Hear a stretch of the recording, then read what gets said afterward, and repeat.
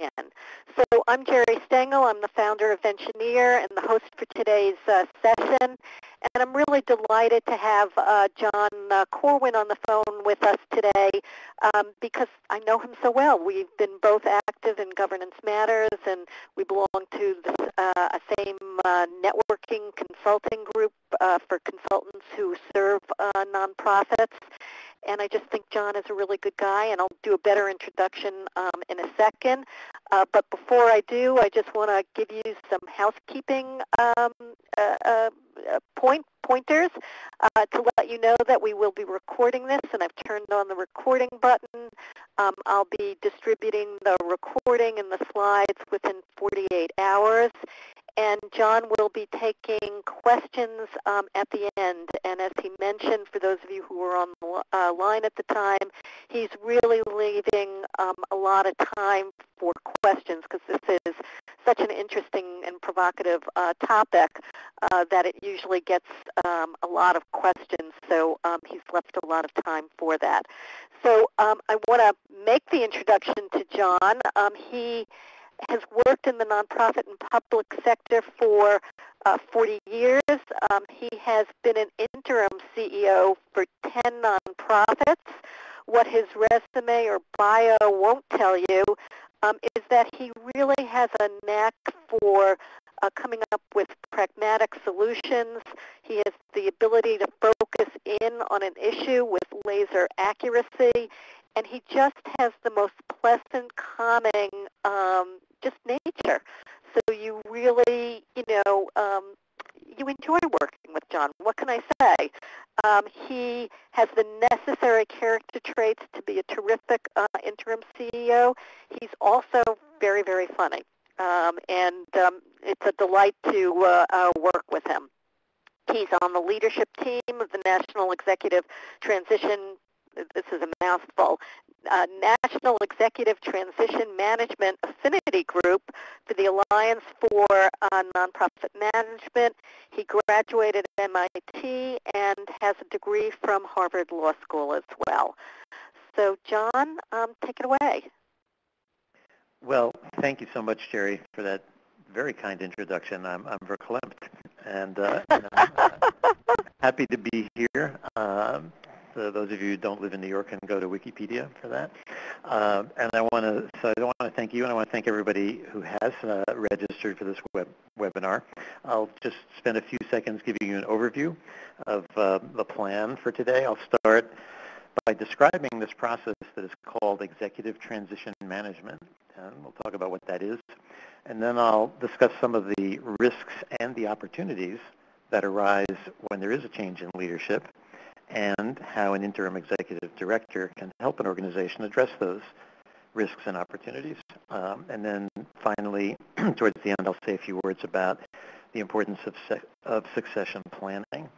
At the end, you'll also see some slides that offer a list of resources, in particular reference to the Alliance for Nonprofit Management, which is really a go-to place for capacity builders generally and transition expertise in particular. Before I jump in, I also want to thank my colleague Marjorie Love, who's a colleague of mine on the Transition Affinity Group that Jerry mentioned, and the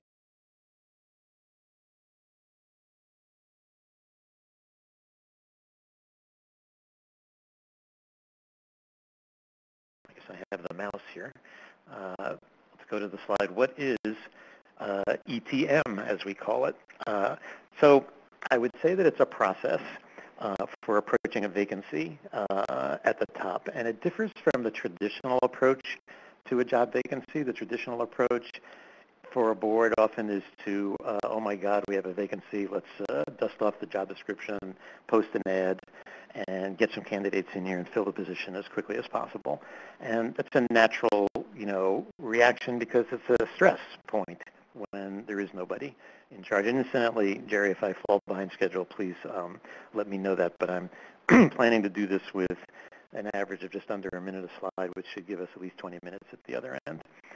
So that's the traditional approach. And what we're talking about when we talk about executive transition management is something different, something that aims, as you see in the slide that's now up, to really take advantage of the opportunity to transform an organization, to take a fresh look, create new visions, and really re-energize, if you will, the various stakeholders. It comes within the rubric of the buzzword capacity building and leader development as well.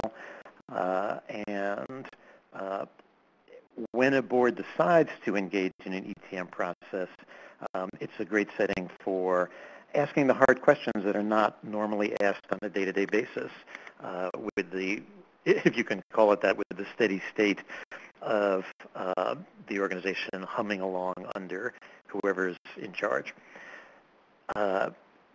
I mentioned the risks and opportunities and the fact that when a board member wakes up one morning and discovers that they have this problem facing us of nobody running the place, that, excuse me, of course the first reaction is that it's a headache that everyone wishes would just be resolved as quickly as possible.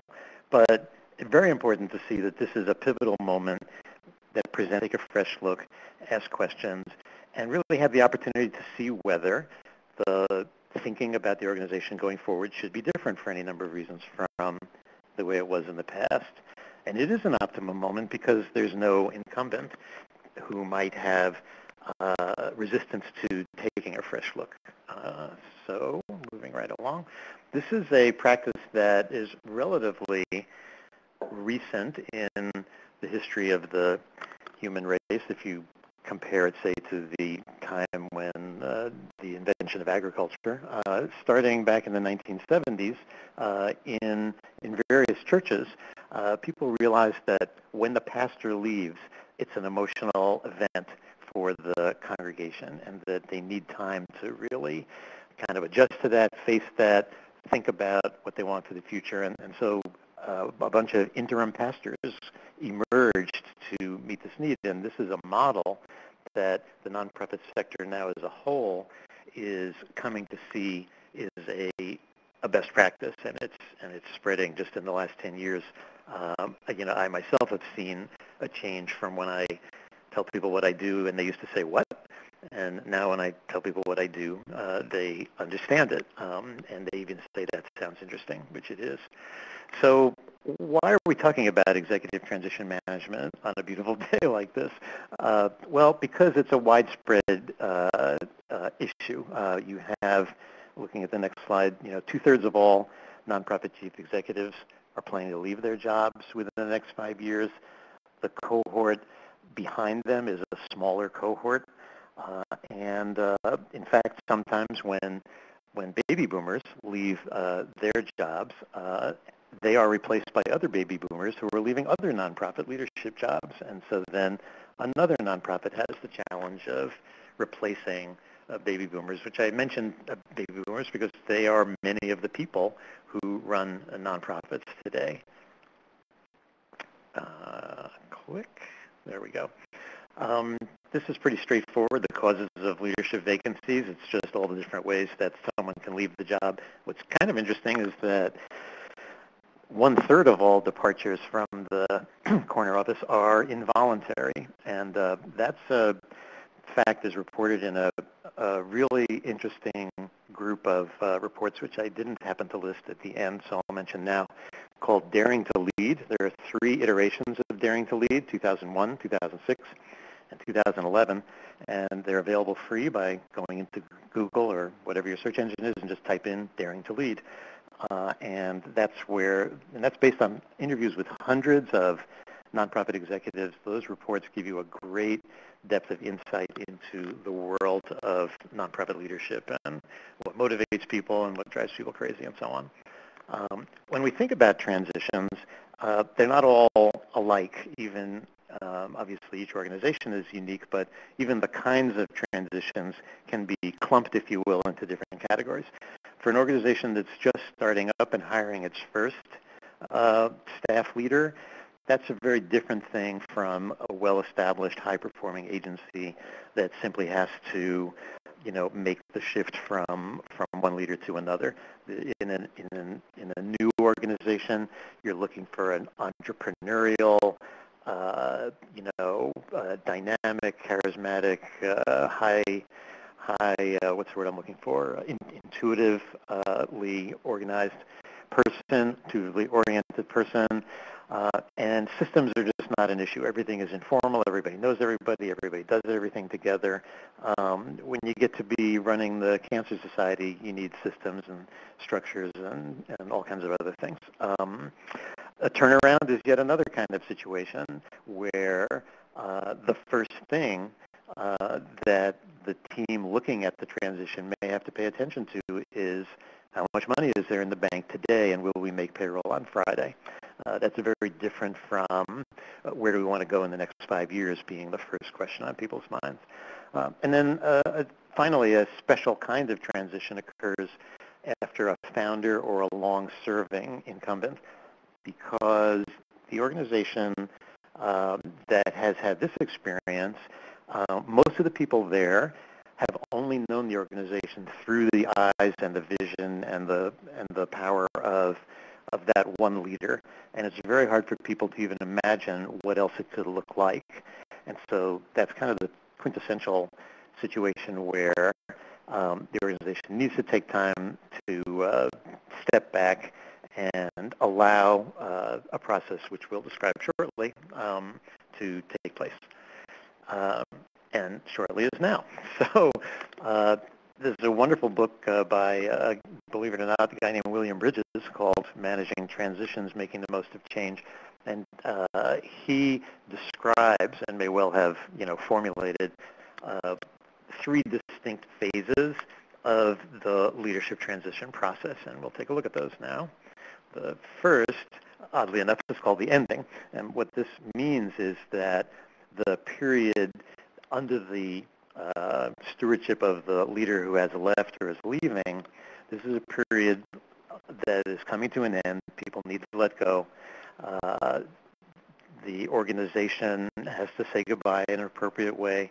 And it's a great time for the board. It's not too soon for the board to start asking some really basic questions, which are not necessarily asked on a day-to-day basis. Where are we going? What kind of leader will get us there? Those are very related questions. Then you move into the neutral zone.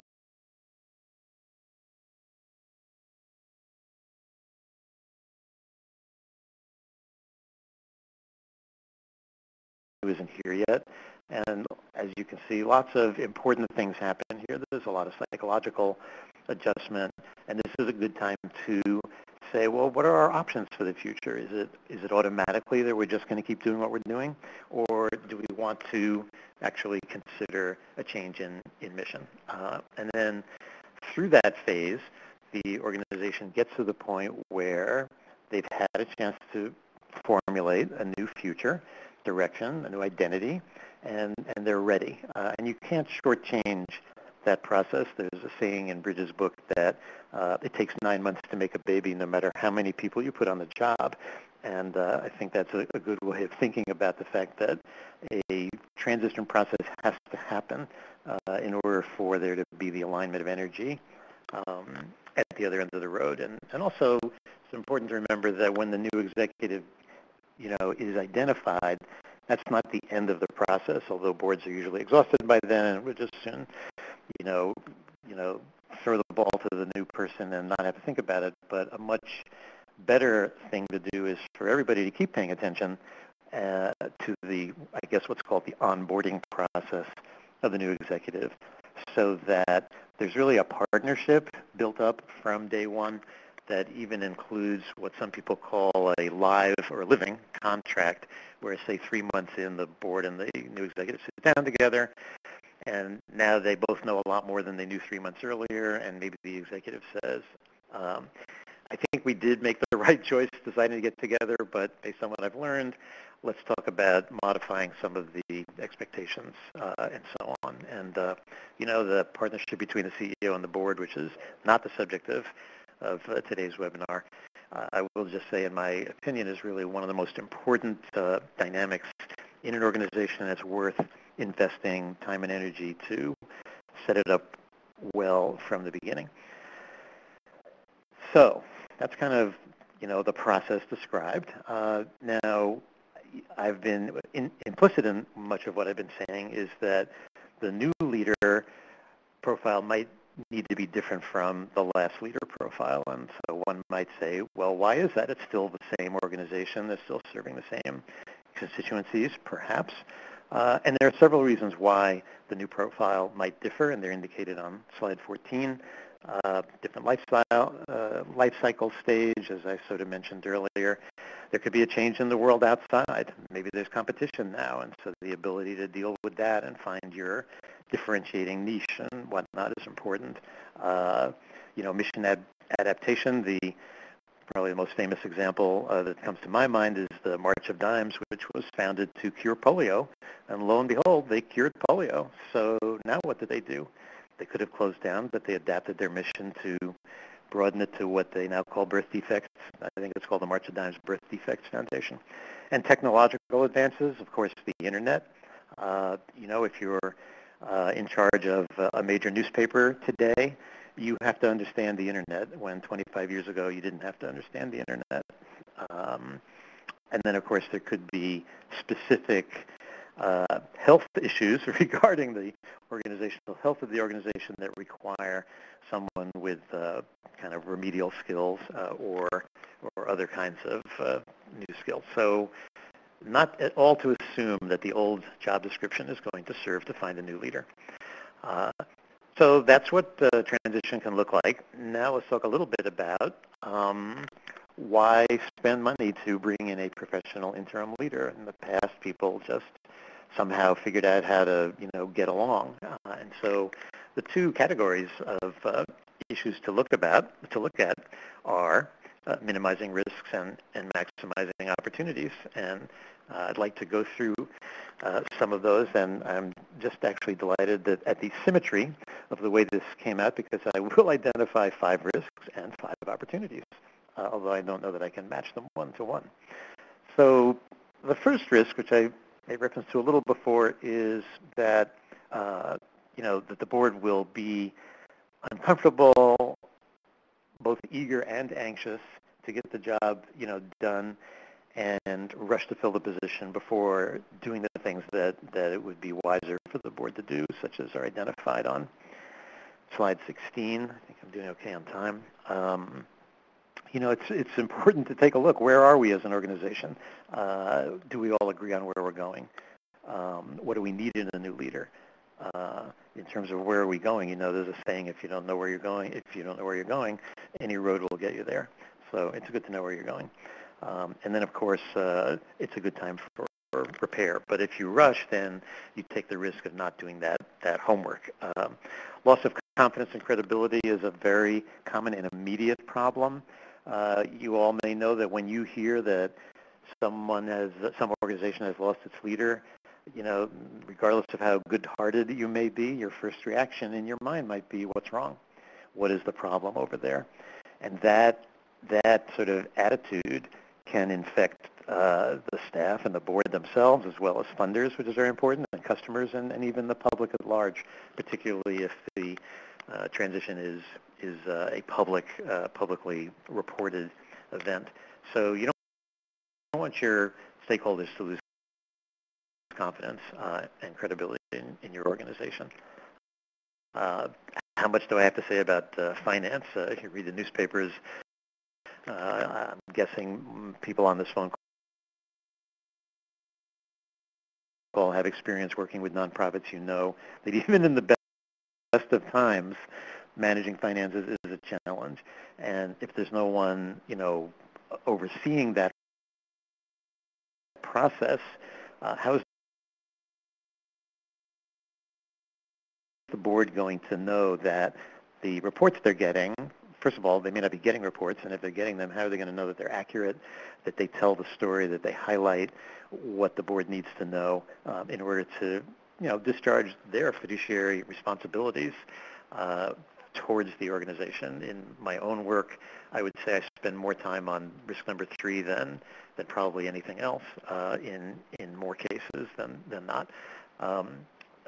Loss of visibility, visibility and credibility are 2 basic things for a nonprofit's, success. And if there's no one there being the public face of the organization, people can forget you exist, and perhaps other similar nonprofits can move into that.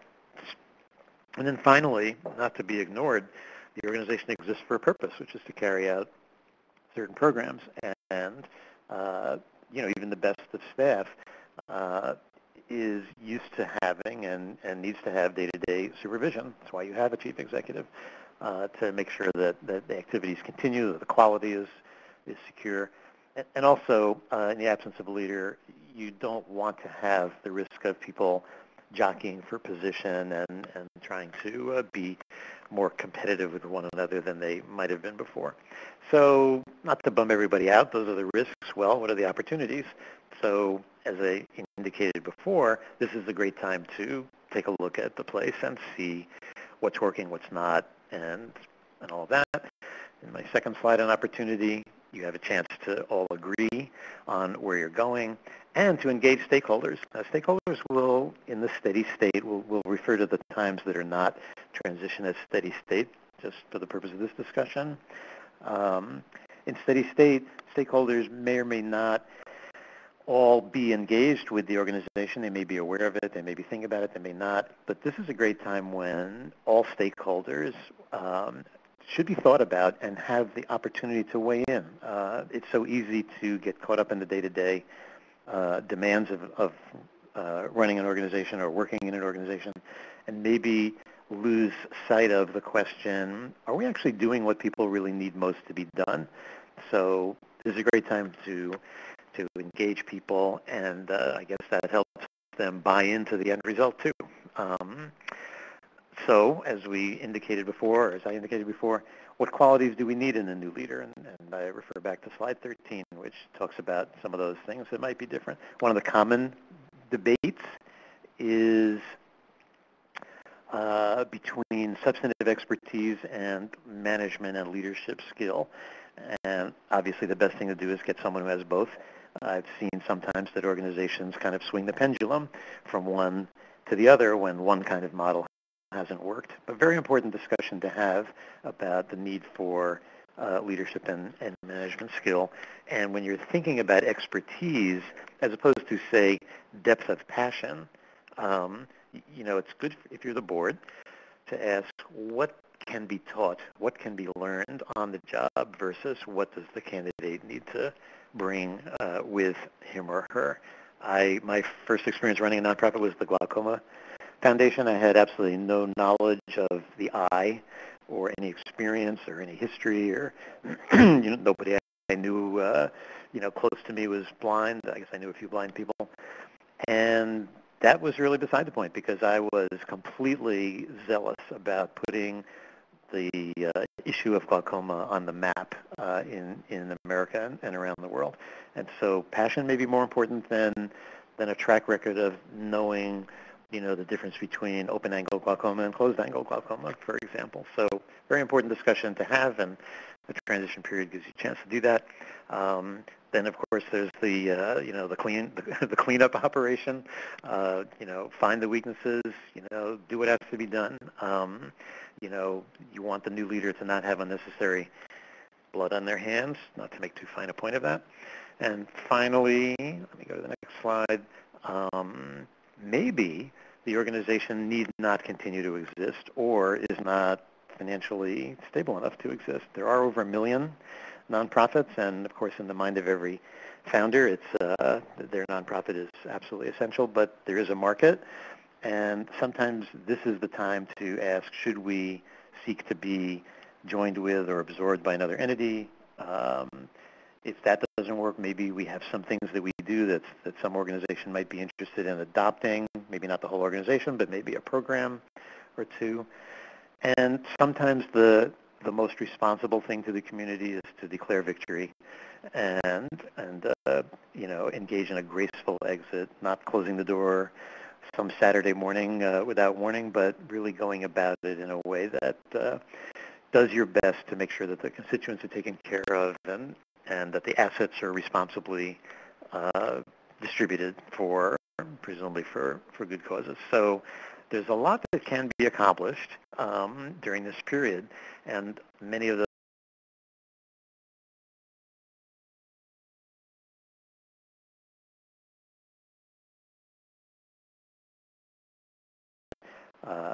really a conscious, intentional approach to, maximizing the opportunity. Now, a common practice, I'm on slide 26, is for a board member or a staff member to serve as the interim leader. And, until recently, there weren't many other choices. But now there are choices, and it's worth thinking about some of the issues that arise when you compare having an outsider to having an insider. One is in no particular order. One is objectivity. A person who knows nothing about the organization, has no preconceptions, has no alliances or relationships with anybody, can come in and say, the emperor has no clothes, can say, have you ever thought about why are you doing this? When the answer is so often, because we've always done it that way, and people who are no longer alive told us to do it that way. Objectivity is a good thing. There are actually skills involved in running an organization and in running it as an interim leader. If you take an internal person, the director of something or other, and make them do two jobs, instead of just their one, there's a number of costs there. They're not all on the slide. One is, if they're a candidate and they don't get selected, very often they're just demoralized and leave.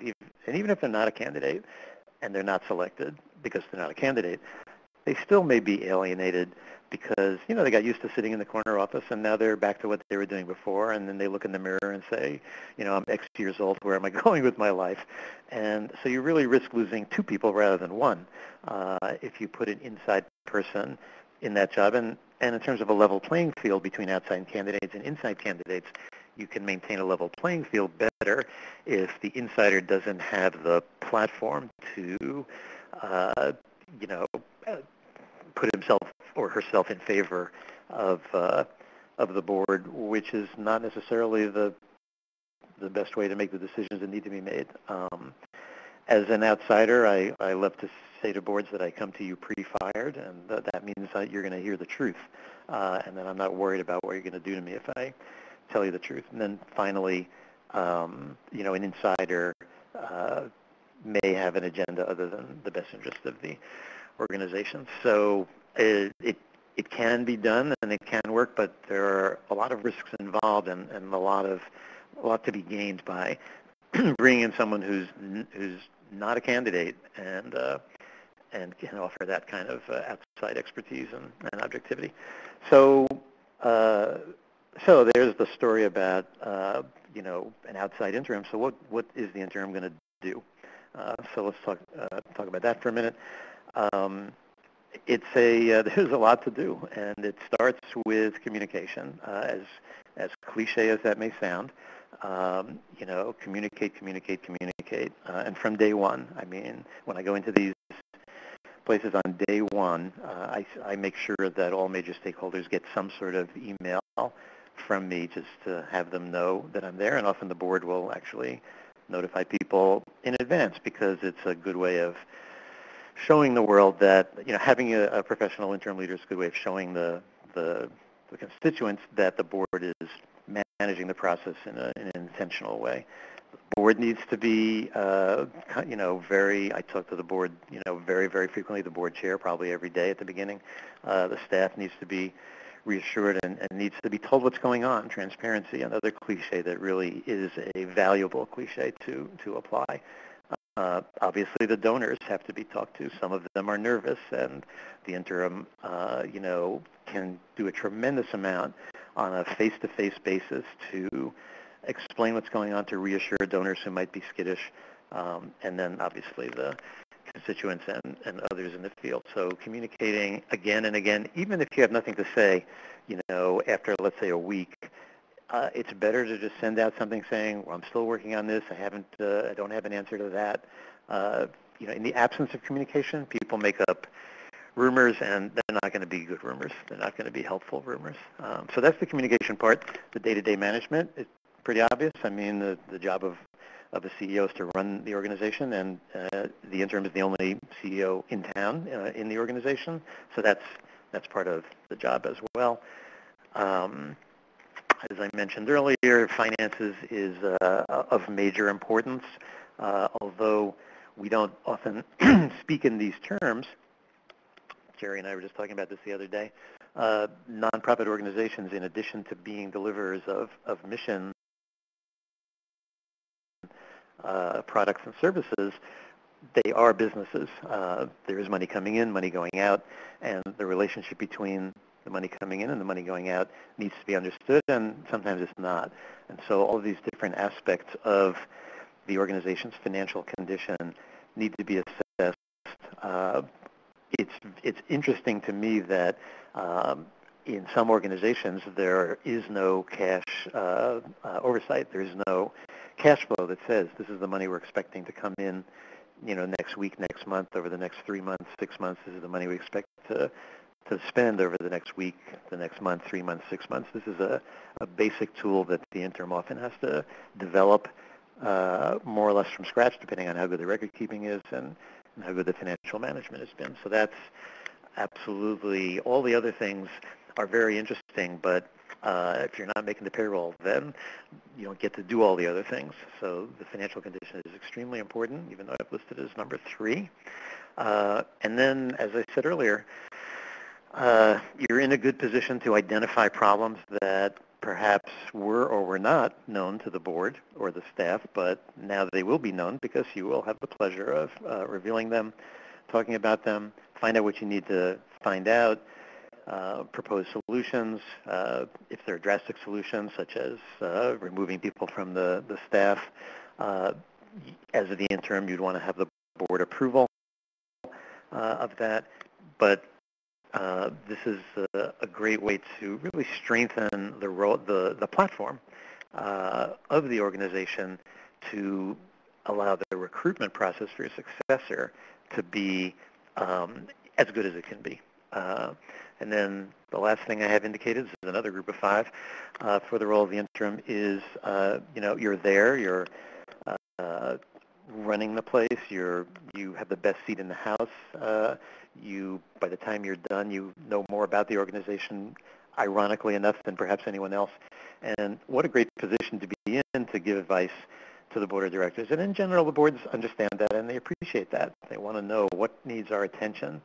They want to know, what do you think is something we, need to pay attention to? We need help thinking about what we should do in the future. Should we go on? Should we give up? What do we need in a new leader? All of these kinds of questions. How should we be communicating with our stakeholders? The board members generally have day jobs, so they don't really have the time to do the heavy lifting of, drafting these communications and analyzing and thinking all this stuff through. So the interim really can be a tremendous, and should be, a tremendous asset to the board in framing, as some people say, teeing up the issues that they should be thinking about. So the first time I stumbled into being an interim executive director, I wasn't quite sure how an interim leader is different from a long-term leader, except that the period of time is shorter. But from the vantage point of being older and grayer, I can offer you a few thoughts on that subject. Really, one important difference is that the interim leader is not there to become a subject matter expert. You need to know enough so that you can speak in public and not sound like a jerk, but your goal really is to focus on the process, the organizational functionality, and how to enable the organization to end up functioning better than it was when you came in. No matter how strong the organization is, it can always end up functioning better than. We too are reiterating themes we've touched on before. You, as an interim, you can be new. Issue that I find in my work on a day-to-day basis, something comes to my desk, and the question is this something that I should deal with, or should I let the new person deal with this? And, particularly if you're thinking, for example, about having to let somebody go, that can be destabilizing, or it can be restabilizing, depending on, the nature of the poor conduct that leads you to think about making a kind of a staff change. So, you're already in a situation of flux, so you want to do everything you can to keep the organization stable, but you also, you're not there to just freeze the status quo. On the contrary, you're there to really be a change agent for the things that need to be changed. And that's a bit of an intuitive art, and you face it on a daily basis. For someone who's had experience in other places, it's great to be able to reassure the client organization that they are not, pathological in any extreme way. One of the things I love to say when organizations say to me, have you ever seen anything like this? I mean, look at what's happening here. I mean, this must be the worst thing, and usually I don't agree with them. But what I love to say is, as my pediatrician used to say, perfectly normal. And I think that it's both useful for the interim to bring a perspective that, tempers what might otherwise be, the dropping of one's jaw. And I think it's helpful to the organization to know that what they're going through is a predictable, it's a predictable challenge in an organization's life cycle. And we've already talked about the importance of telling the truth. So what are some of the challenges?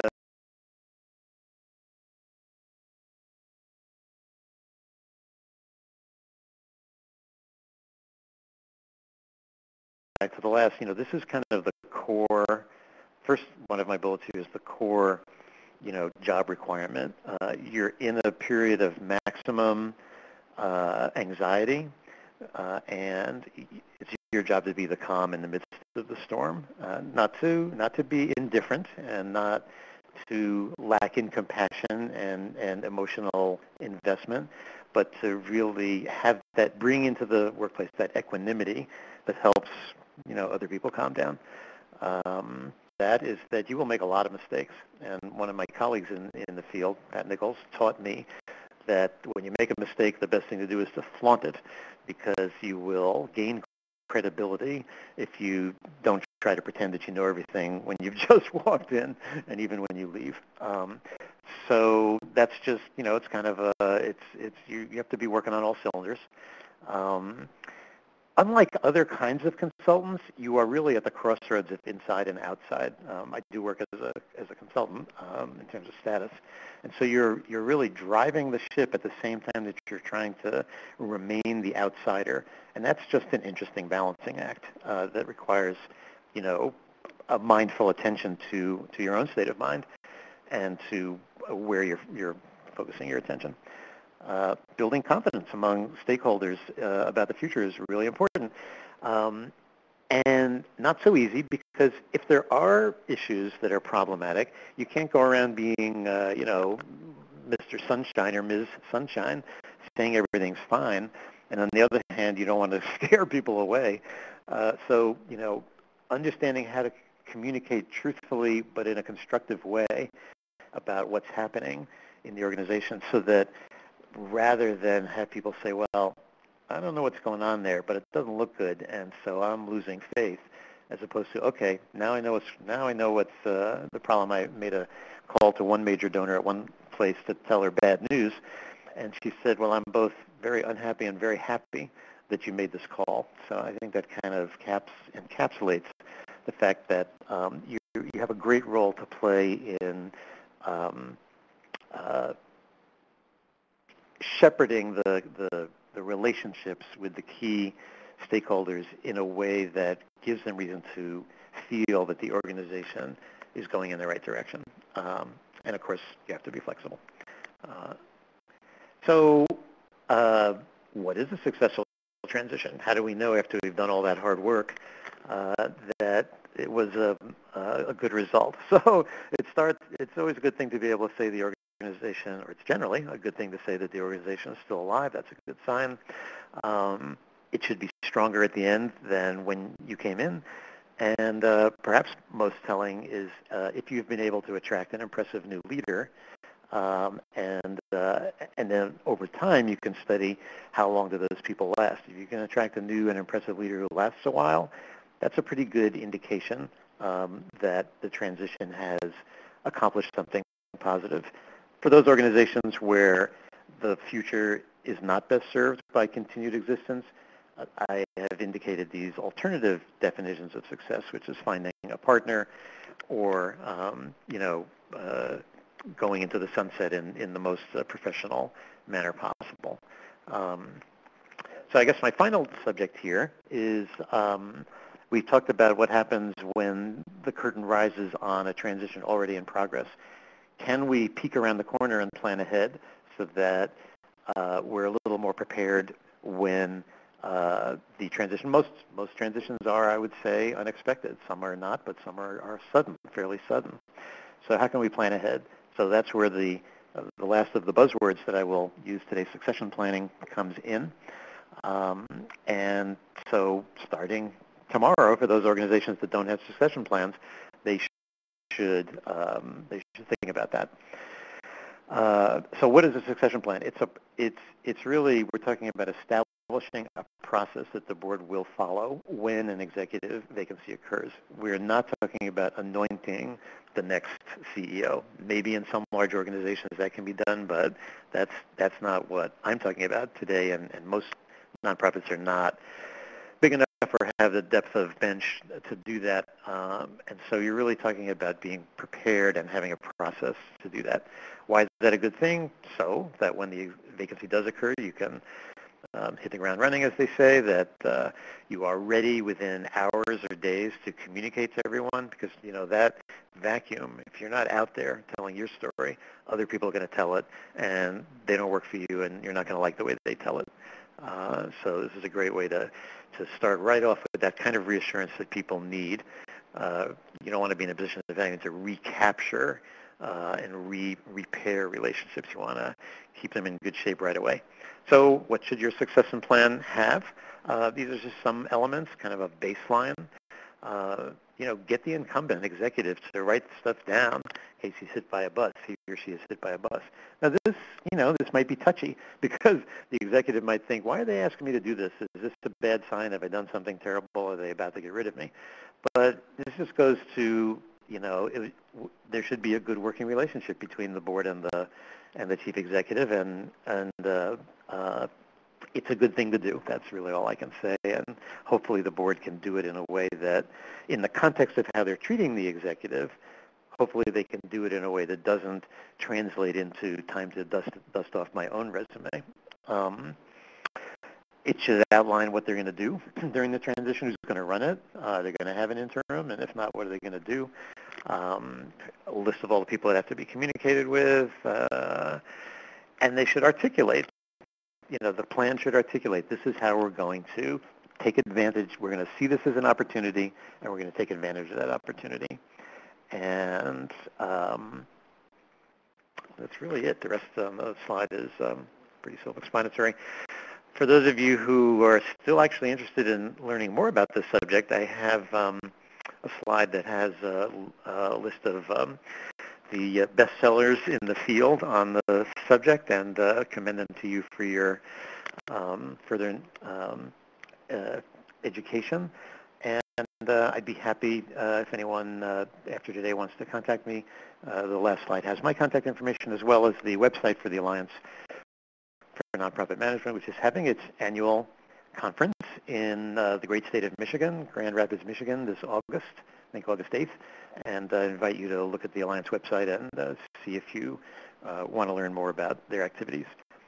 And that's all I have to say at the moment. Well, terrific, John. Really, really thorough, really thorough presentation. And we've got lots of questions, and I'm going to start with Linda's first. How do you handle saying goodbye if the ED was dismissed? Well, if the ED was dismissed, then, it depends on the circumstances, but whatever's been done has been done. And what you need to do is pay attention to what's the state of mind of the staff. If the person who was dismissed was beloved, as sometimes happens, then you need to be a a sympathetic ear and allow people to, express their feelings about that. Obviously, it's not going to be undone, but sometimes I think it's another thing in Bridges' book. He says sometimes it's more important to a person that they be heard than that you actually do what they want you to do. And so you've got to pay attention to that. I have to say that it is often the case that the person who is no longer there was not all that popular. And so then, that makes the transition a little bit easier. Great. A follow-up question by Amy. You've dismissed your ED. You're now sort of in an emergency situation. How do you quickly find a high-quality interim? Aha. Well, so you reach out to that's a great question. You reach out to your networks. You can do two things. Reach out to your networks. Almost all of the engagements that have come my way have come through word of mouth. Someone, was asked by some board chair, do you know anybody who does this? And this person happened to know me. So boards should reach out to their networks.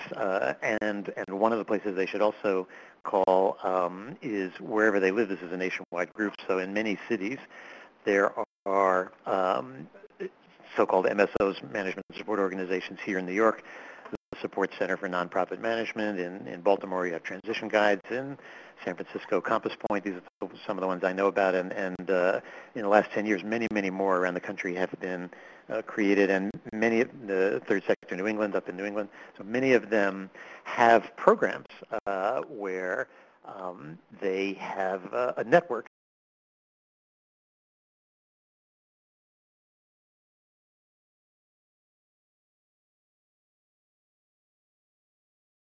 Chiming in and saying local funders may also have suggestions, so I think that's a great resource as well. Our good friend Molly Penn asks, and I have my own opinion because I've gone through this situation, so I want to hear yours, John, and I may comment on it. Would you do a strategic plan before or after the new executive director comes on board? So that is often, the way to address that is often in stages, depending on the condition of the organization, whether they're ready to go to market with a search, are they in danger of collapse and so on. This may be an iterative process where you have to do a certain amount of strategic planning to get some basic parameters agreed to by the board. But on the other hand, there's a recognition that the new leader is going to want to have a role, so that there's buy-in and that they're not just, handed, a task and say, do this. The new executive should be seen as a leader and as a partner to the board. So I think the answer is kind of a little of both. You do what makes sense to do or what's necessary. I guess the way I would say it is you do what has to be done before the new leader comes. And some of that is really setting up the framework for the discussion so that even in the interview process, the candidate to be the new leader can be told, here's where we are so far, this is what we've done, this is the direction we're going, we're hardly set in stone. Tell us whether this is a direction you're interested in, and if so, how would you help us, crystallize this? Terrific. So I'm going to segue into a question from Susie because she's asking how you transition from volunteer leadership to paid leadership, but it also has to do with my experience where we did a strategic plan as a volunteer board, and the recommendation at the end of that was to hire paid leadership. When we hired the paid leadership, she really wanted to do her own strategic plan. So I like the idea of doing it in stages. I think that's really, really good. Any other suggestions in terms of how you might handle it from going from the volunteer to the paid situation? So this is where you're hiring a paid executive for the first time? Yeah. Right. So I think it's actually a tremendous opportunity to do the hire, smart, and to really understand what are you looking for. And that's partly a function of, okay, new stage of the early stage of the organization. So I don't know if that means the founder is not going to be the chief executive. Maybe the founder is the chair of the board or something like that. It's so much easier. I mean, hiring, in my view, is the hardest thing there is to do. And I meant to say earlier that the management of this transition is the most important thing the board will do during whatever year it is that this happens. So, and I've been struck by the fact that the job of I'll do a little preaching here. The job of the CEO, of the nonprofit CEO, is a complex job that, in my opinion, is not well understood, and particularly not well understood by boards. So I think that the best thing a board can do is really educate themselves about what is the job of a CEO, what kind of qualities should they be looking for, and then B, with respect to the fact that it's a young organization, are there other particular things they're looking for? And depending on the mission, they may be looking for people with different kinds of strengths than someplace else would. But I would go back to basics and really be clear about what the organization is trying to do. Be clear about the skills and attributes you need in your leader. Engage assistance. If among the board you don't feel you have the expertise to do this hiring, engage assistance, whether it's a search firm, and there are indeed search firms that even specialize in the topic we've been talking about today, executive transition management, or some kind of outside people with experience that can help you, just like any other kind of experience where you call someone who knows more than you do, like a plumber. Is to get people who can help you see it with a little more. That people didn't start these things up out of nothing, but they're likely to be immersed in a way that somebody from the outside talking to them about it. It just never hurts to ask other people for guidance, in my judgment. Great. Betsy asks if you can talk a little bit about compensation for the interim. How do you come up with the amount that you're going to pay? Is there any special structure involved? So a way to approach that subject is the way the nonprofit is going to approach the subject is the first thing they're going to look at is the salary paid to the prior executive. That'll be their starting point in their analysis, if you want to call it that.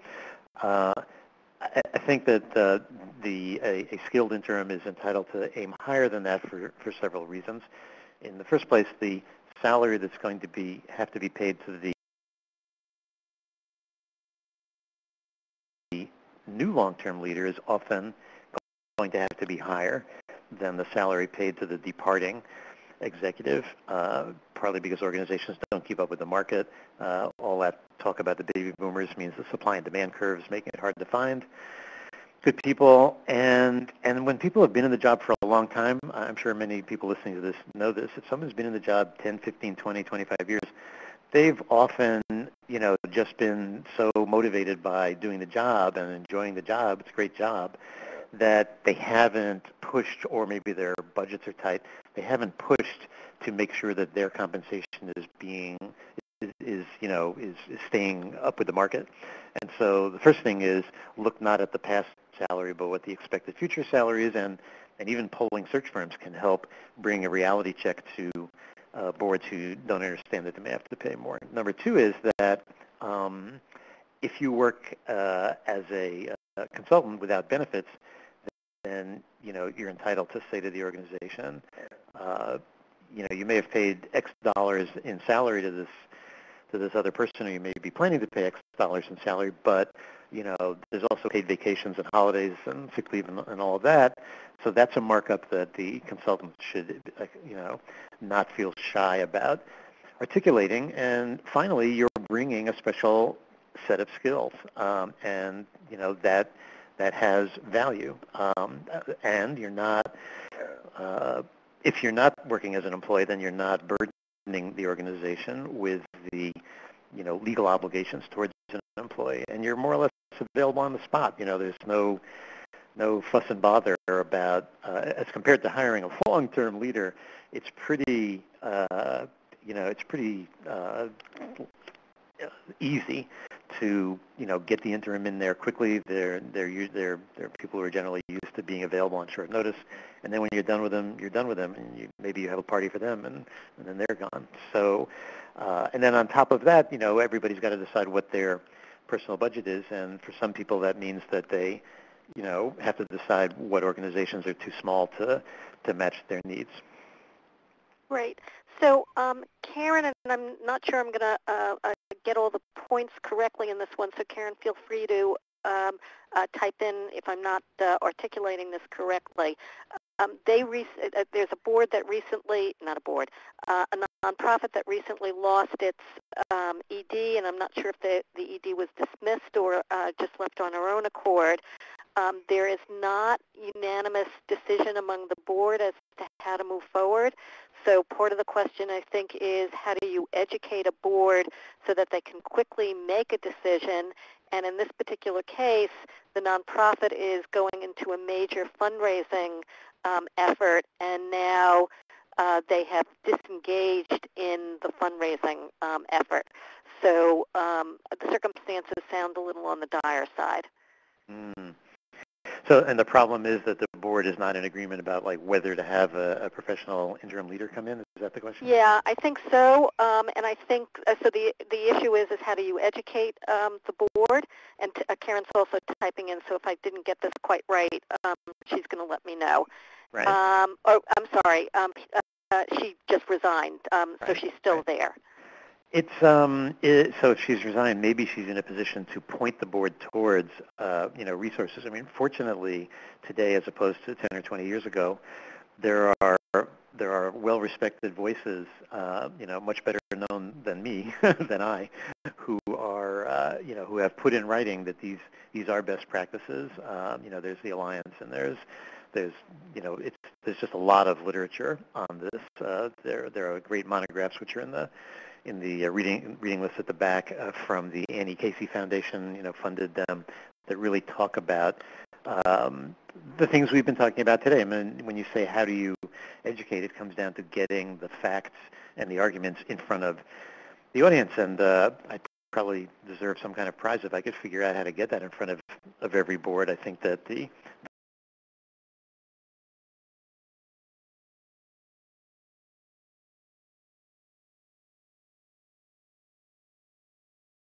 by speaking about it and talking about it and writing about it, and gradually there's an educational curve, and beyond that maybe somebody else has some insight. I think we just have to keep telling the story and demonstrating that it's important. The affinity group that I mentioned of the Alliance is actually working on developing research and data to document the positive impact of professional interim leadership, and that data presumably would strengthen the case.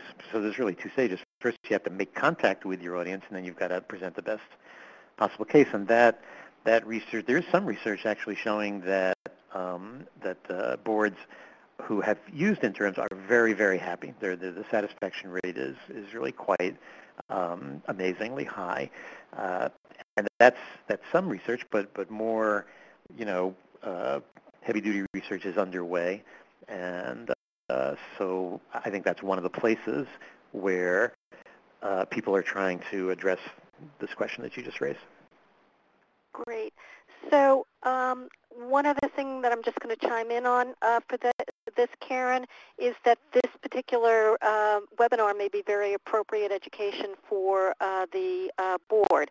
So feel free, once you get the slides and the link, to distribute it to them. So I know LT has been waiting very patiently to get his question answered. In a nonprofit, there has already been a lot of key staff who have left an organization. Right. The ED was just dismissed.